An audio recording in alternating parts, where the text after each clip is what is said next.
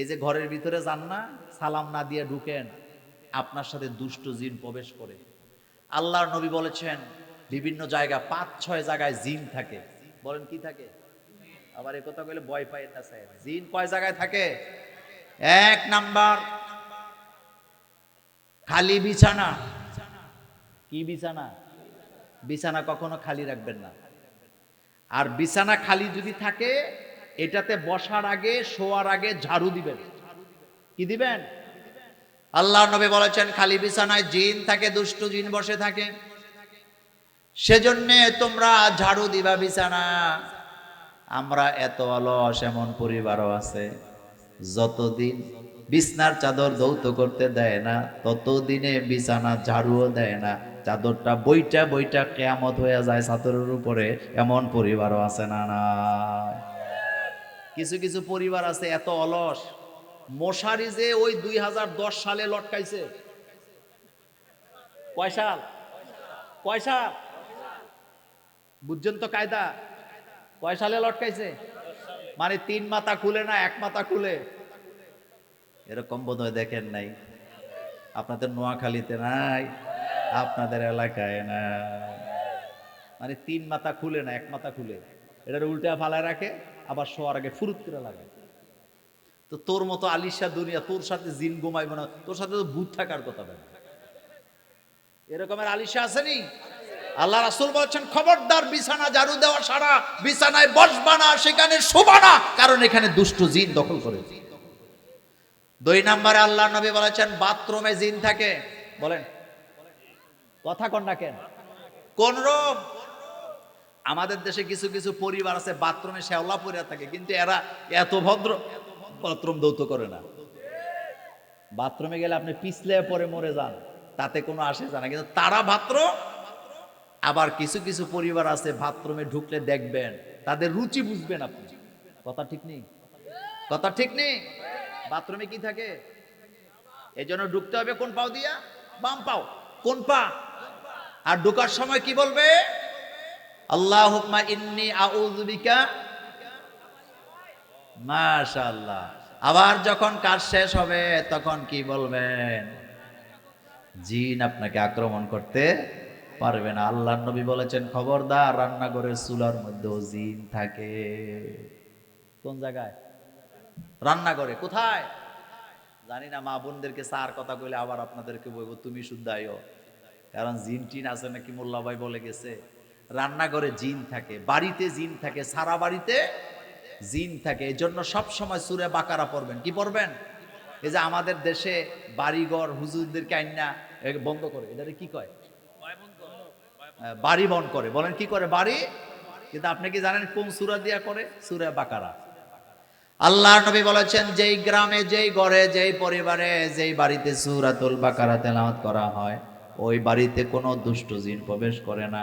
আর যারা সূরাতুল বাকারা তেলাওয়াত করে এই সূরাতুল বাকারা তাদেরকে জান্নাতে না পৌঁছায় ছেড়ে দিবে না। আল্লাহর নবী বলেছেন যারা সূরাতুল বাকারা তেলাওয়াত করে কবরের মধ্যে সূরা বাকারা একটা পাখি হয়ে তারে ঢাকনা দিয়ে রাখবে। ফেরেশতারা যখন আসবে তাকে সওয়াল জবাব করার জন্য ওই সূরাতুল বাকারা ডাল হয়ে দাঁড়ায় যাবে। সুবহানাল্লাহ। সুতরাং এই যে জিন ভূত আসর, ভূত বলতে আসলে কিছু না, জিনটারই আমরা ভূত বলি আর কি। জিনদেরকে বিশ্বাস করা ফরজ। বলেন বিশ্বাস করা কি? জিন আসেনি? আছে। আমেরিকার বিজ্ঞানীরা আজ থেকে 100 বছর আগে তারা বলতো যে পৃথিবীতে জিন বলে কিছু নাই, কিন্তু মজার ব্যাপার এখন তারা জিনেরে পূজা করে। জিনেরে কি করে? আপনি ইউটিউবে ঢুকলে দেখবেন হান্টিং নামে একটা প্রোগ্রাম আছে। কি বললাম? ওখানে দেখবেন আমেরিকাতে অসংখ্য বাড়িঘর জিনেরা দখল করে রাখছে, মানুষ থাকতে পারে না। মানুষ গেলে 1 রাত 2 রাত ঘুমায়, এরপরে বাড়ি ছেড়ে কি দৌড়ায়। এখন কয় না মুহাম্মদ সাল্লাল্লাহু আলাইহি ওয়াসাল্লাম যা বলে গেছে তাই ঠিক, সারা পৃথিবীটা জিনে দখল করে রাখছে। এখন বলবেন আমাদের, শোনেন, জিন কিন্তু আমাদেরকে আসলে ক্ষতি করতে চায় না, কিন্তু আমরা তাদের ক্ষতি যখন করি তারা আমাদের কি করে? মসজিদে জিন থাকে আমার কলেজের ভাইয়েরা। বাংলাদেশের মসজিদগুলোর অবস্থা এমন, বারান্দার মধ্যেও নামাজ পড়া যায় না। আবার অনেক এলাকা আমরা যখন সফরে যাই, যদি ইস্তেঞ্জার দরকার হয় মসজিদের ইস্তেঞ্জার মধ্যে গেলে একটু পেশাব করারও জায়গা পাওয়া যায় না, কারণ হুজুর সব চাবি লইয়া শ্বশুর বাড়িতে।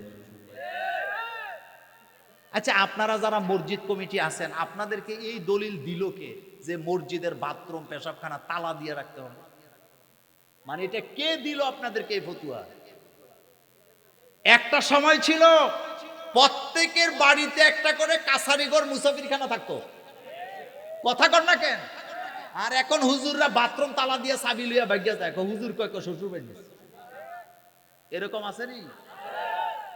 আমার বুঝে আসে না, আমার বুঝে আসে না, আমার বুঝে আসে না যে হুজুররা বাথরুমের চাবি দেয় না মানুষের একটু ইস্তেঞ্জা করার জন্য, আল্লাহ যদি তাদের ক্ষমতা দেয় তারা না জানি কি করে।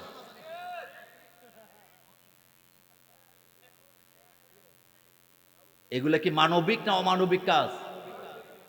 আপনি বাথরুম তালা দিতে আপনারা বলছে কে? তা আপনি বলবেন নোংরা করে, তো বাথরুম তো নোংরা করার জন্যই, আপনি ধুইবেন, লোক রাখবেন, লোকেরা দৌত করবে। আমরা ছাত্র জীবনে মাদ্রাসার বাথরুম আমরা নিজের হাতে দৌত দিচ্ছি। আমি নিজে আমার নিজের কথা বলি, আমার বাথরুম আমি কাজের লোক দিয়ে দৌত করলে আমি তৃপ্তি হই না। আমারটা আমি বললাম, আমি আমারটা নিজের হাতে দৌত করি। আমার বাথরুম, আমার স্বভাব হলো আমার বাথরুম শুকনা থাকতে হবে, বুঝছেন? আমার স্বভাব হলো আমার বাথরুম 24 ঘন্টা শুকনা থাকতে হবে, পরিচ্ছন্ন থাকতে হবে। তা আমি তো আরেকজনের ভরসায় থাকতে পারি না, আমারটা আমাকেই কি করতে হবে? পরিষ্কার রাখতে হবে। আপনি মসজিদের বাথরুমটা দয়া করে তালা দিয়েন না, পেশাবখানাটা দয়া করে তালা দিয়েন না, কারণ মুসাফিররা এদিক দিয়ে যাইতে লাগবে, তাদেরও সে ইস্তেঞ্জার দরকার হয়। আর এটারে কি করে? তালা মাইরা হুজুর কই যায়? এগুলা করেন না, এগুলা উচিত না, এগুলা উচিত না। মানুষের সেবা করবেন,